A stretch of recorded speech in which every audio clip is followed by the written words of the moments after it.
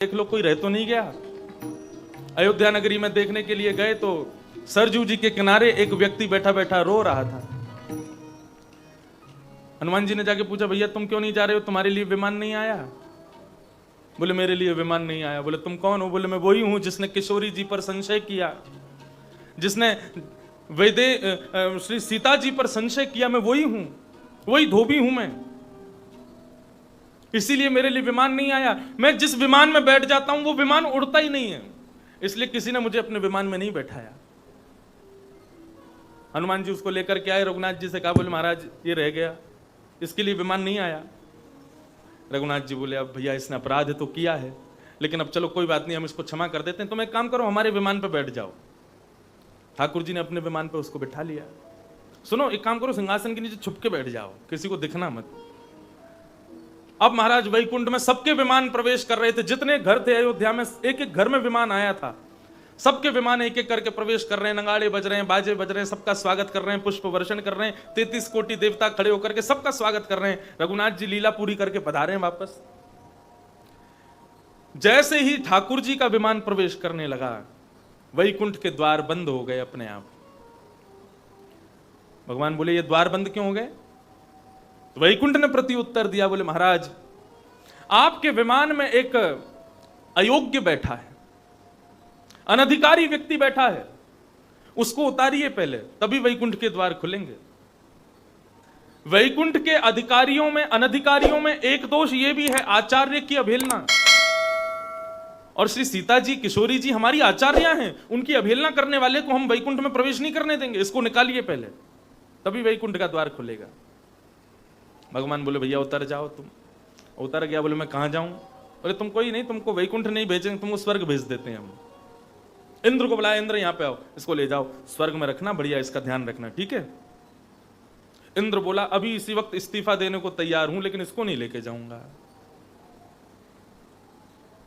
आचार्य की अवहेलना की, इसको नहीं लेके जाऊंगा। रोने लगा बेचारा। बोले महाराज आप मुझको अयोध्या ही छोड़े आते, यहां तो मुझे कोई ले ही नहीं जा रहा। बोले कोई बात नहीं, हम शंकर जी को बोलते हैं, वो शिवलोक में भूतों के पास तुमको ले जाएंगे, वो भूत तुमको तंग नहीं करेंगे, शंकर जी के गण बन जाना। ठीक है, शंकर जी को बुलाया, बोले इसको ले जाओ अपने शिवलोक में रख लो, कैलाश पे इसको सेवा दे देना कोई। शंकर जी बोले त्रिशूल से इसका वध ना कर दूं मैं? मेरे शिवलोक आने लायक भी नहीं है। अरे भूत प्रेत भी इससे अच्छे हैं, वो रहेंगे हमारे यहाँ, ये भूत प्रेतों से भी गया गुजरा है, इसको नहीं लेके जाऊंगा। ब्रह्मा जी से कहा ब्रह्मलोक में रख लो, ब्रह्मा जी ने भी मना कर दिया, सब ने मना कर दिया। अंत में भैंसा पे बैठे थे यमराज। अब जैसे ही उस व्यक्ति ने यमराज को देखा, वो राम जी को देख के बोला यही जगह बची है मेरे लिए बस। भगवान बोले कोई बात नहीं, नरक चले जाओ, लेकिन तुमको यातनाएं नहीं भोगनी पड़ेंगी, हम बोल देंगे, वो तुमको कोई कष्ट नहीं देंगे, यातनाएं नहीं देंगे। यमराज जी को बुलाया, बोले महाराज इसको लेकर के नरक चले जाओ, इसको यातनाएं मत देना। यमराज जी बोले प्रभु मैं यमलोक त्याग दूंगा। हमारे यहां भी पापियों को बुलाया जाता है, महापापियों को बुलाया जाता है, लेकिन आचार्य की अवहेलना करने वाला यह व्यक्ति तो महान महान महान पापियों से भी ज्यादा पापी है, इसके लिए तो हमारे नरक में भी स्थान नहीं है, नहीं लेके जा सकते इसको। रघुनाथ जी ने उस व्यक्ति की ओर देखा, कान पकड़ के क्षमा मांगने लगा। बोले मुझे आज पता चला आचार्य की अवहेलना करना कितना बड़ा अपराध है। बोले प्रभु लेकिन मैं जाऊं कहां? भगवान बोले तुम चिंता मत करो। ठाकुर जी ने ऐसे देखा ऊपर की ओर, एक दूसरा नया वैकुंठ बना दिया और उसमें उसको लेकर के जाने लगे। तब 33 कोटि देवताओं ने आके क्षमा मांगी। बोले प्रभु आप नाराज मत हो। बोले नहीं नहीं, तुम लोग जाओ, तुम लोग अपने ईगो में रहो, हम नहीं लेके जाएंगे, हम नहीं लेके, मैं इसको लेकर के दूसरे वैकुंठ में रहूंगा। अरे जब मैं आज्ञा दे रहा हूं कि इसको रखो तो क्यों नहीं रखोगे? तब वैकुंठ ने आकर के ठाकुर जी से कहा, बोले प्रभु मैं इसको स्वीकार कर लूंगा, लेकिन एक ही शर्त पे। बोले कब? बोले जब किशोरी जी अपने दोनों वरद हस्त इसके सिर पर रख करके इसको क्षमा करेंगी, तब वैकुंठ के द्वार खुलेंगे। तब किशोरी जी ने आकर के अपने दोनों वरद हस्त उसके शीश पर रखे, तब वैकुंठ के द्वार खुले। कितने कृपालु हैं ठाकुर जी, और उनसे भी ज्यादा कृपा की कोर हैं हमारी श्री किशोरी जी, हमारी श्यामा जी। ठाकुर जी ने पूतना के ऊपर कृपा की। परीक्षित जी ने प्रश्न किया, बोले महाराज पूतना ने ऐसा क्या अच्छा किया था जिसकी वजह से ठाकुर जी ने उसको वो सदगति प्रदान कर दी कि पूतना लोक बालग्नि राक्षसी रुधिरासन जिघांक्षयापि हरे स्तनम दत्वा सद्गतिम। पूतना, इसका नाम अच्छा नहीं था। पूत माने पवित्र, ना माने जो नहीं है वो पूतना। लोक बालग्नि, इसका काम भी अच्छा नहीं था। क्या करती थी? बोले बालकों को मार देती है, ये पूतना का काम है।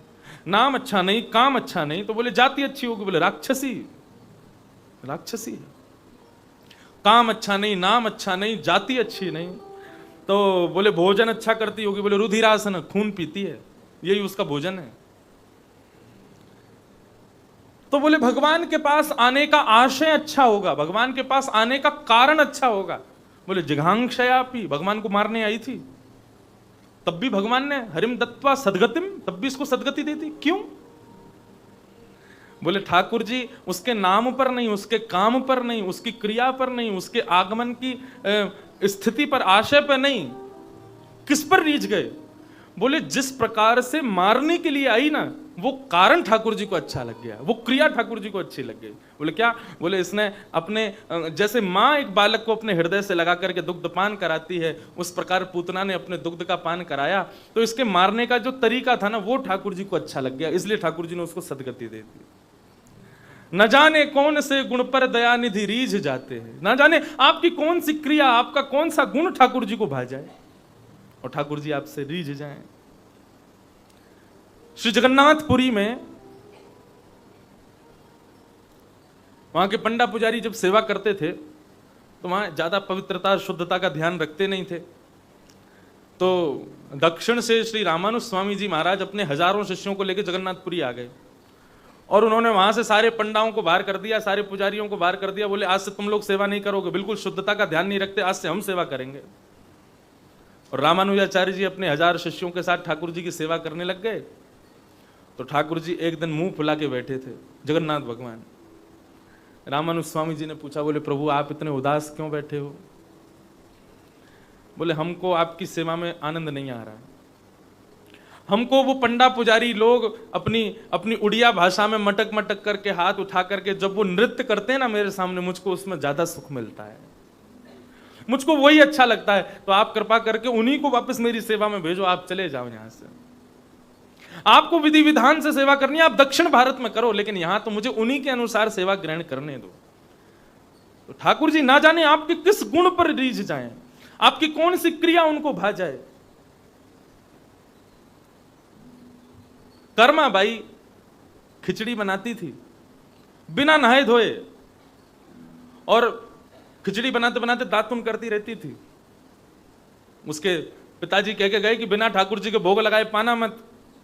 तो ठाकुर जी के लिए भोग बनाती बिना नहाए धोए और दातुन करती रहती, और देखती कि खिचड़ी लग तो नहीं रही तो दातुन के पिछले हिस्से चला भी देती थी उसको।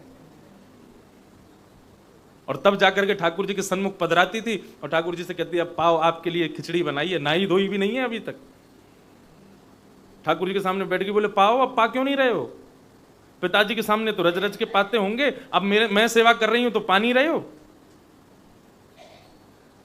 थोड़ी बहुत देर बैठी रही, ठाकुर जी ने नहीं पाया तो ठाकुर जी से बोली अब की बार मेरे बाबा जब आएंगे तो मैं उनसे कह दूंगी कि ठाकुर जी वापस करके दूसरे ले आओ। क्यों? बोले तुम खिचड़ी खाओगे नहीं, गोल मटोल गाल तुम्हारे पिचक जाएंगे तो बुरे लगोगे तो मैं पिताजी से कह के दूसरे ठाकुर जी मंगवाऊंगी, तुमसे नहीं करवाऊंगी सेवा। उसके सहज भाव पर, उसके सरल भाव पर ठाकुर जी इतने रीझ गए, श्री जगन्नाथ भगवान दौड़ करके आते कर्मा की खिचड़ी पावे के लिए। तो न जाने कौन सा गुण आपका ठाकुर जी को प्रिय लग जाए, भा जाए। पूतना के उस गुण पर ठाकुर जी रीझ गए।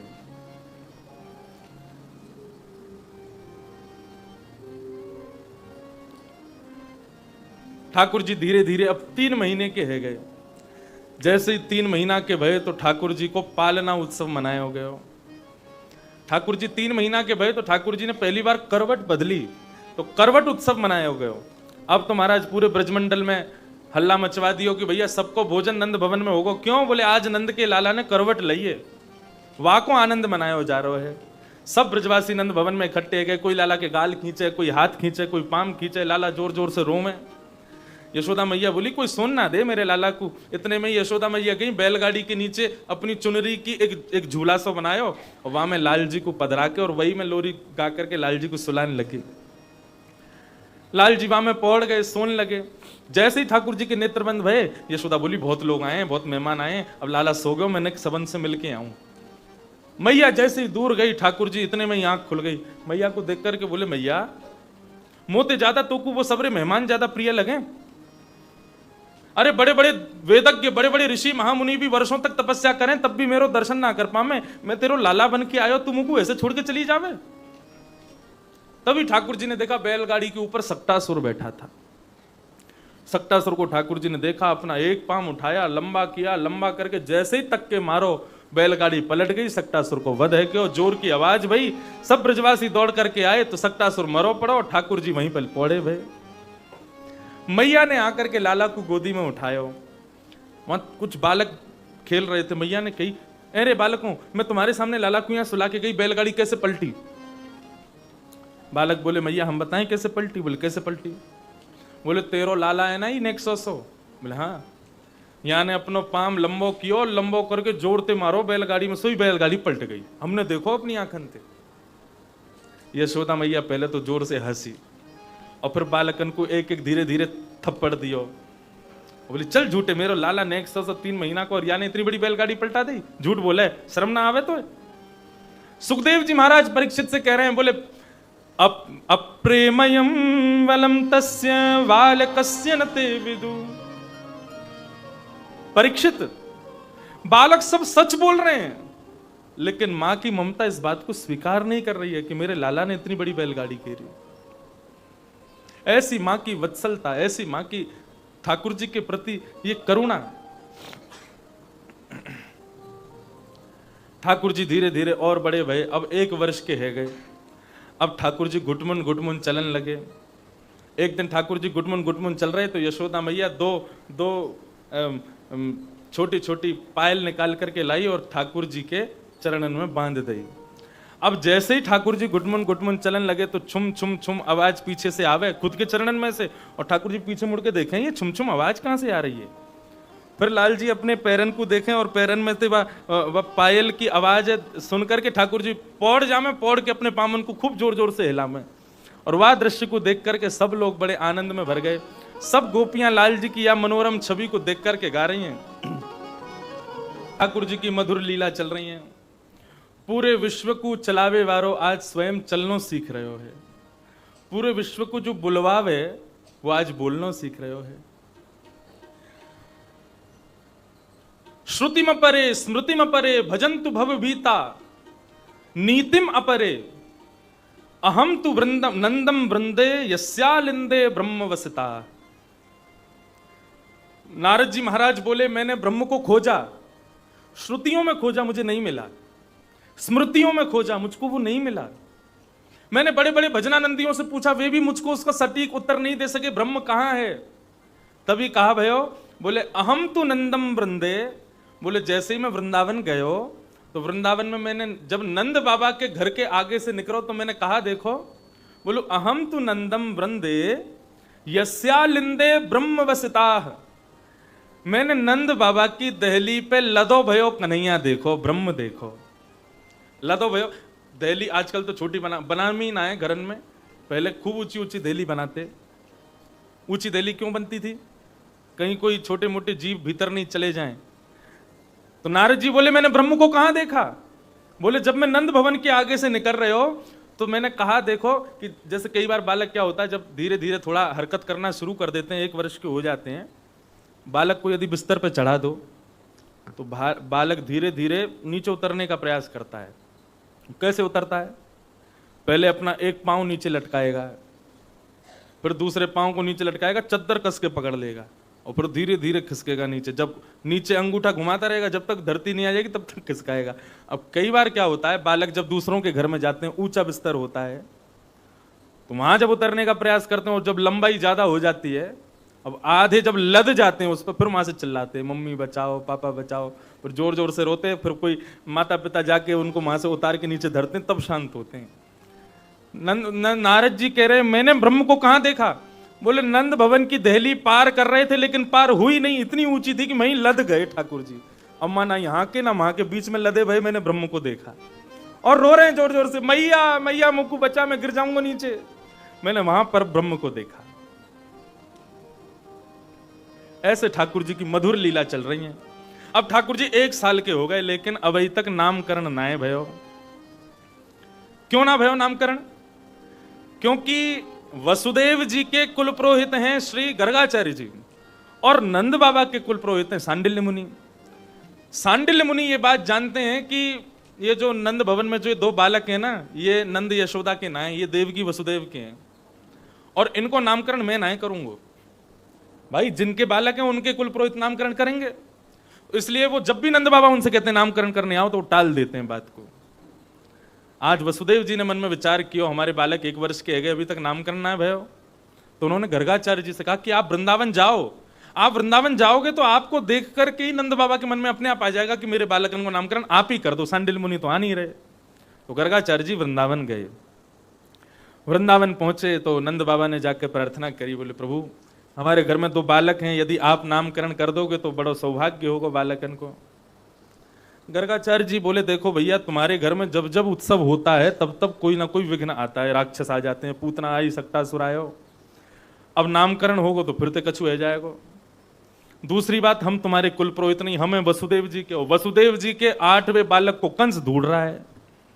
कहीं हमने तुम्हारे बालकों का नामकरण किया और कंस ने विघ्न कोई डाल दिया तो फिर लेने के देने पड़ जाएंगे। नंद बाबा बोले हम या बार पड़ोसीन को भी निमंत्रण नहीं देंगे, गुपचुप नामकरण करवा लेंगे, लेकिन हमारे बालकन को नामकरण आप ही करो। ठीक है, तो फिर कल को दिन बढ़िया, कल नामकरण करेंगे, आज हम रात में यहीं रह जाते हैं और कल गौशाला में बैठ के गैयाओं के बीच में नामकरण करेंगे। गर्गाचार्य जी स्वयं बना करके भोजन पाते हैं, किसी के हाथ का बना नहीं पाते।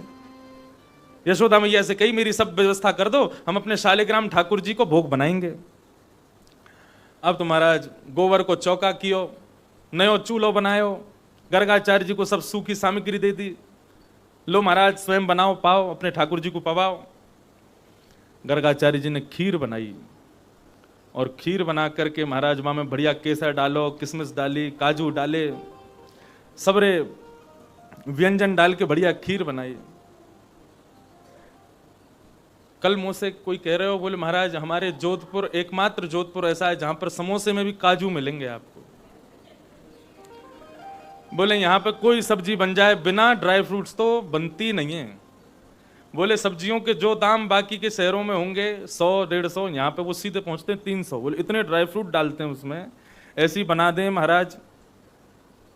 बोले यहाँ साधारण भोजन तो है ही नहीं, दूर दूर तक कुछ साधारण पाता ही नहीं, और पाचन शक्ति बहुत बढ़िया है जोधपुर के लोगों की, पचा भी जाते हैं इतना गरिष्ठ।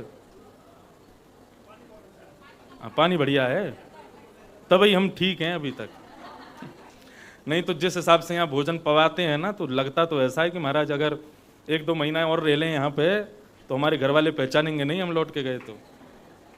इतना बढ़िया सामग्री, अच्छा भोजन करने में सुख भी बहुत मिलता है। लेकिन एक दिक्कत हमको हो रही है, एक तो नाश्ता इतना बढ़िया आता है कि उसको हम रज के पाते हैं तो फिर राजभोग तक भूख ही नहीं लगती, और फिर राजभोग आता है थोड़ा बहुत चुक चुक के खाना पड़ता है, फिर तो राजभोग हम बढ़िया से कर नहीं पाते। लाल जी लेकिन प्रेम से पा रहे हैं, हमारे कोई कमी नहीं रह रही उनके लिए, तो खूब भाव से पा रहे हैं। अब अगली कथा में दिक्कत आएगी, क्योंकि वही रूखी रोटी सब्जी दाल चावल हमारे रसोईया तो वही बनाते हैं। बाप जी से कहेंगे कोई ऐसी सेवा करवा दें कि फिर हमारे संग कथा में भी हम जोधपुर के लोगों को लेके चला करें, बढ़िया भोजन बनाते हुए। हाँ, जोधपुर के 2-4 लोग जो घर से विरक्त होना चाहते हो हमारी कथा में आ जाया करो, रसोई घर तुम्हारे नाम। रसोई ना चाहिए, वैष्णव कथा सुनने वाले चाहिए, सुन के भोजन बनाएंगे तो ज्यादा रस आवेगा। तो महाराज गर्गाचार्य जी ने खीर बनाई और बढ़िया खीर बना के अपने ठाकुर जी के सन्मुख पधरा दी, और ठाकुर जी के सन्मुख पधरा के और श्री गर्गाचार्य जी महाराज एक माला करते हैं और तब तक ठाकुर जी का भोग अनोसर कर देते हैं। अब तो भोग पधरा करके श्री गर्गाचार्य जी महाराज ने माला लई, त्वदीयं वस्तु गोविंद तुभ्यमेव समर्पयेत ग्रहाण मुखो उक्त्वा प्रसीद परमेश्वर। हे ठाकुर जी ये बढ़िया से खीर आपके लिए बनाई है, प्रेम से पाओ। अंदर नंद भवन के आंगन में नंद रानी के दोनों लाला कृष्ण बलराम आपस में खेल रहे। खेलते खेलते ठाकुर जी रुक गए। बलराम जी बोले, लाला कहाँ गए हो? अभी बोलना जानते नहीं है, इशारे में बात करते हैं, कहाँ गए हो? लाला बोले, एक भगत आयो बाहर, और वहां ने बढ़िया वाली खीर बनाई है, केसर पिस्ता बादाम सब डालो वहां में। अच्छा, इच्छा है रही है, ने भोग लगाया हूं, भोग के काजी बुला रहा है।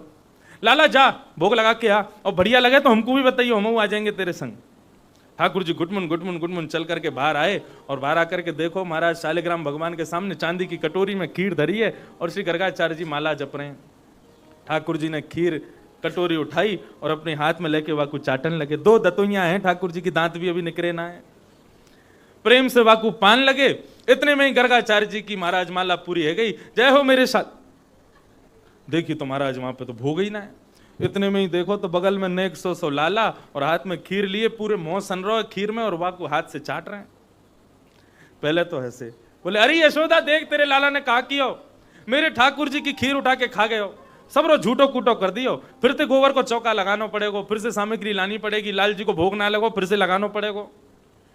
यशोदा मैया आई, महाराज जी आप गुस्सा मत करियो, हमारो लाला छोटो है, वो तो भलाई मानियो ठाकुर जी ना खाए तुम्हारे, नहीं तो शालिग्राम को गुलाब जामुन समझ के खा जाए। ये तो नंद बाबा के ठाकुर जी को खा गए हो एक दिन, शहद में स्नान करा रहे, सो द्वार पे खड़ो खड़ो अपने जीवन को चाट रहो। बोले जय जय मीठो है गयो होगो। जैसे ही नंद बाबा पूजा करके और नेत्र बंद करके समाधि में बैठे ने ध्यान धर रहे, इतने में आयो और आकर के शालिग्राम मुंह में धर के बैठ गए, और बगल में यूं आंख बंद करके बैठ गए। नंद बाबा ने नेत्र खोल के देखे तो ठाकुर जी नहीं मिले। बगल में देखो तो महाराज बगुला भगत बैठो है, और एक तरफ तो मुंह फूलो भयो। लाला मेरे ठाकुर जी कहाँ हैं? तो ऐसो गुब्बारों से मुंह फूल के और बोले नंद बाबा बोले कहाँ है मेरे लाल जी? बोले नंद बाबा ने जैसे ही गुलचा मारो सो महाराज शालिग्राम मुंह में ते बाहर निकल आए। बोले ऐसा ऐसा उधम मचावे ये, तो वो तो भलाई मानियो गर्गाचार्य जी, तुम्हारे ठाकुर जी ना खाए या नहीं, केवल भोग खायो है। नंद रानी यशोदा लाल जी को पकड़ करके ले गई और ले जाके बलराम जी के पास छोड़ दियो। नंद रानी ने फिर से गोबर का चौका लगाया और फिर से नई सामग्री दी। बलराम जी बोले लाला कैसी लगी खीर? खीर तो बड़ी बढ़िया ही भैया, लेकिन ये भगत हमारो बड़ो बेकार है, मैया तो शिकायत कर दे, पहले तो बुलावे और फिर हम जब चले जा रहे हैं कृपा करवे या के काजे तो मैया से हमारी शिकायत कर दे। अरे या को पता ना है हम जय जय हैं। कोई बात ना लाला, तू तो कृपा निधान है, कृपा कर दे। अब तो फिर से खेलन लगे ठाकुर जी। गर्गाचार्य जी ने फिर से खीर बनाई, फिर से ठाकुर जी के सामने पधराई। ठाकुर जी क्षमा करियो, बालक ने आपकी खीर छूटी कर दी, अब प्रेम से पाओ। त्वदीयम वस्तु गोविंद तुभ्यमेव समर्पयेत्। जैसे ही भोग लगाना शुरू किया, अंदर खेलते खेलते ठाकुर जी फिर रुक गए। बलराम जी बोले कहाँ गए हो लाला? बोले फिर से बुला रहे है, भगत बुला रहे है। तो लाला जा, फिर जाके प्रेम से पाके आ। ठाकुर जी तुरंत गुटमन गुटमन चल करके गए और बाहर जाकर के खीर को प्यालो, वो कटोरी उठा ली और फिर से वाकूफ मान लगे। गर्गाचार्य जी की अब की आंख खुली तो महाराज गुस्सा आया और लाल जी के हाथ पकड़ लिए। बोले यशोदा देख तेरे लाला ने कहा क्यों, फिर देखा को मेरी खीर है, मेरे ठाकुर जी को भोग झूठो कर दियो। ठाकुर जी बेचारे हैरान है गए, बोले कहा करूं, ना खाऊं तो यूं लगे इतनी पास आके भोग लगा रहे हो, कैसे नहीं खाऊं, और खा जाऊं तो मैया तो शिकायत कर दे हमारी। यशोदा मैया ने ठाकुर जी ले जा करके एक कमरा में बंद कर दिए। ठाकुर जी वह कमरा के जंगला पे खड़े है गए और गुस्सा में भर के देख रहे हैं। बोले अब के बुला तू को बताएंगे हम। 1 साल को बालक गुस्सा करे कितनो सुंदर लगे, 1 साल के बालक को गुस्सा आवे तो कितनो प्यारो लगे। ठाकुर जी जंगला में तो निहार रहे हैं। गर्गाचार्य जी को बोले अब के बना तू खीर, अब के दिखाऊंगा तो है कौन हूं मैं। गर्गाचार्य जी ने फिर से खीर बनाई, टेढ़ी नजर से देख रहे हैं लाल जी को। बोले शैतान बालक बार बार खीर झूठी कर जाता है। बोले अभी तो शैतानी देखी ना बाबा तेने हमारी, अब के बुला तू। अब के भोग तैयार कियो, ठाकुर जी क्षमा करियो, बालक ने भोग झूठो कर दियो, प्रेम से पाओ। त्वदीयम वस्तु गोविंद। ठाकुर जी इतने में जंगला से नीचे उतरे, किवाड़ खोली और घुटमुन घुटमुन चल करके बाहर गए। खीर को दोना उठायो, जैसे ही पान लगे चप चप खावे की आवाज आई। गर्गाचार्य जी बोले आगे फिरते, जैसे ही नेत्र खोले तो नन्हे से बाल कृष्ण प्रभु के शंख चक्र गदा पद्म धारण करके चतुर्भुज रूप धारण कर लिए। जा हाथ से स्वयं खीर कारें, वही हाथ से अपनी झूठी खीर, अपने अधरामृत मिश्रित खीर गर्गाचार्य जी को अपने हाथ से पवा रहे हैं। ऐसी मधुर छवि को दर्शन करके गर्गाचार्य जी के नेत्र सजल है गए। ठाकुर जी के चरणन में बारंबार प्रणाम कियो। ठाकुर जी ने कही, गर्गाचार्य जी तुमको पता चल गई है कि हम कौन है। हमने ये स्वरूप या हमारे दिखाया, क्योंकि कल जब तुम हमारा पत्रा देखोगे तो तुमको पता ही चल जाना हम कौन है। तो मैया के सामने कहीं भेद खोलो, वास्ते पहले हम अभी बता रहे हैं, मैया को मत बताइए हम कौन है। क्यों ठाकुर जी? मैया को बता देंगे कि आप भगवान हो तो और सेवा करेगी। बोले सेवा नहीं करेगी, मुंह को कहीं मंदिर में दियावेगी पुजारी को, क्योंकि कि भगवान है या कि पूजा करो।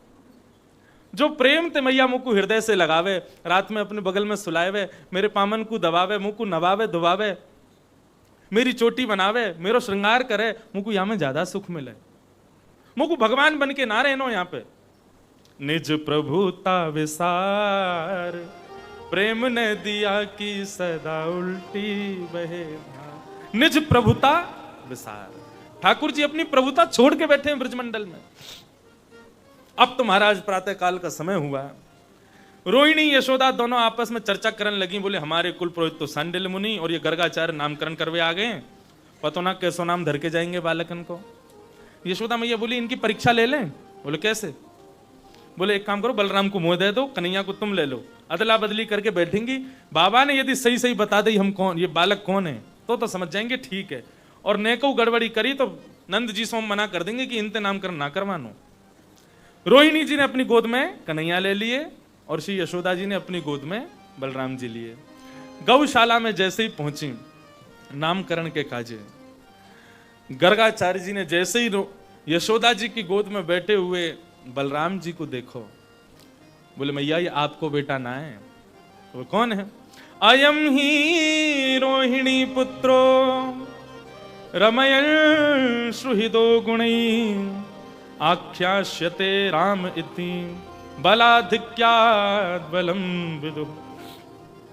मैया ये आपको लाला ना है, ये तो रोहिणी को लाला है। यशोदा मैया बोली अरे ये तो सांचो है, सब जाने। बोले या को नाम मैं राम रखूं, क्योंकि राम के समान अपने कुल की मर्यादा को पालन करेगो, लेकिन बल की अधिकता हैवे के कारण सब या को बलराम कह करके पुकारेंगे। और भी कई नाम होंगे, शंकरषण आदि, वो सब बतायो। अब तो महाराज जैसे ही रोहिणी की गोद में बैठे हुए ठाकुर जी को देखो, बोले इनको नामकरण करो। गर्गाचार्य जी महाराज 20 मिनट तक तो कुछ बोले ही नहीं पाए। संत जन बताते हैं गर्गाचार्य जी इतना समय क्यों लगा रहे हैं नामकरण में। बोले गर्गाचार्य जी की जिह्वा पे हिंदी वर्णमाला के सभी अक्षर आपस में लड़ रहे हैं। क्यों लड़ रहे हैं? बोले अरे ठाकुर जी सामने बैठे हैं, इनको नाम हमसे शुरू होना चाहिए। अरे अरे आ कह रहो मोते शुरू करो, चा कह रहो मोते शुरू करो, पा कह रहो मोते शुरू करो। हिंदी वर्णमाला के अक्षर आपस में लड़ रहे हैं, इसलिए गर्गाचार्य जी निष्कर्ष नहीं निकाल पा रहे ठाकुर जी को नाम काय से शुरू करूं। तब अंत में आकर के गर्गाचार्य जी ने कही बहुनि संति नामानि। अरे मैया या बालक के तो बहुत नाम होंगे। बोले कितने नाम?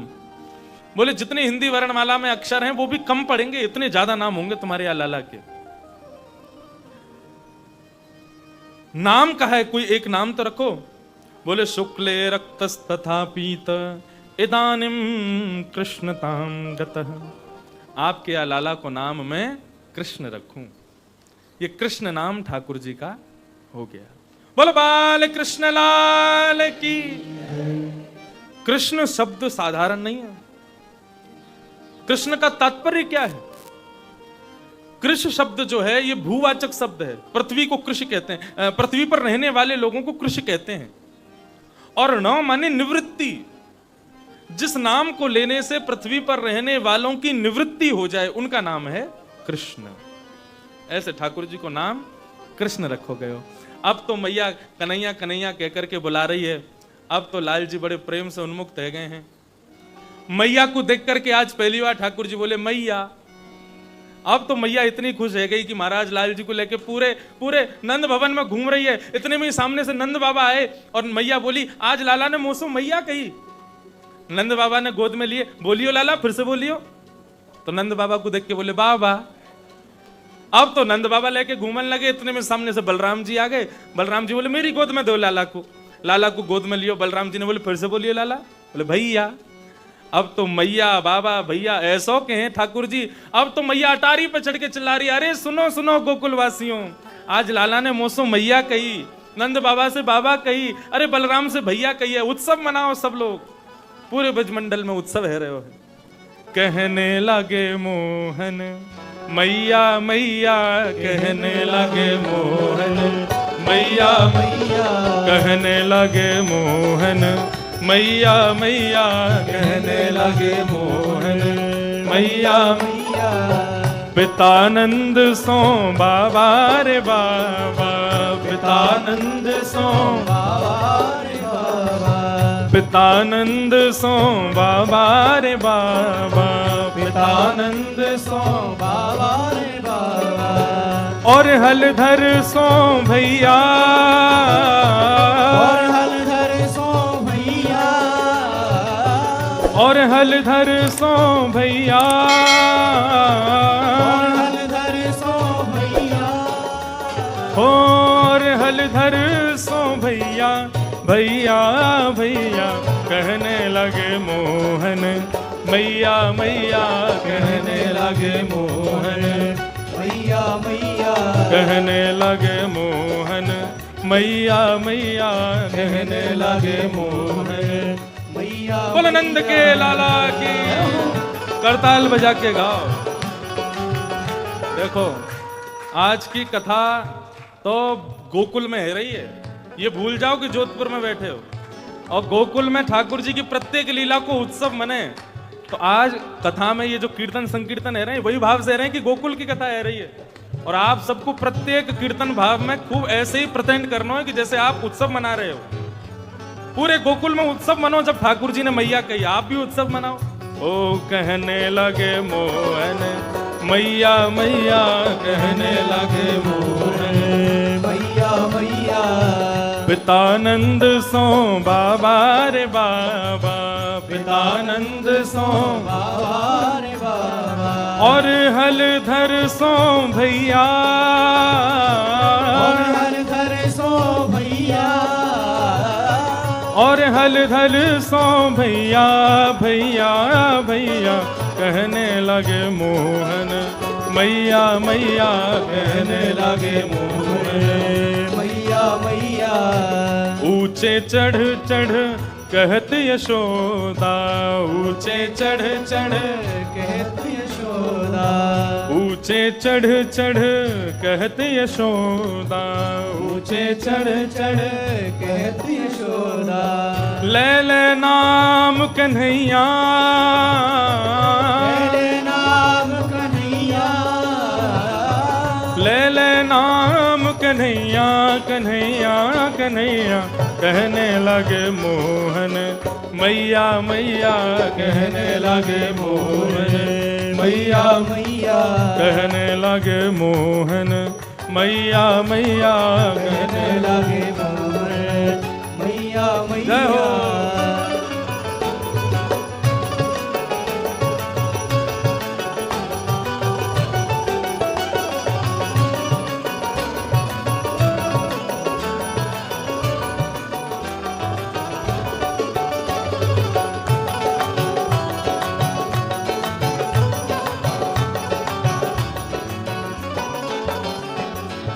अब ठाकुर जी धीरे धीरे चलन लगे हैं ना, तो नंद भवन से बाहर निकल जा में एक दूसरी गोपीन के यहाँ चले जा में खेलवे।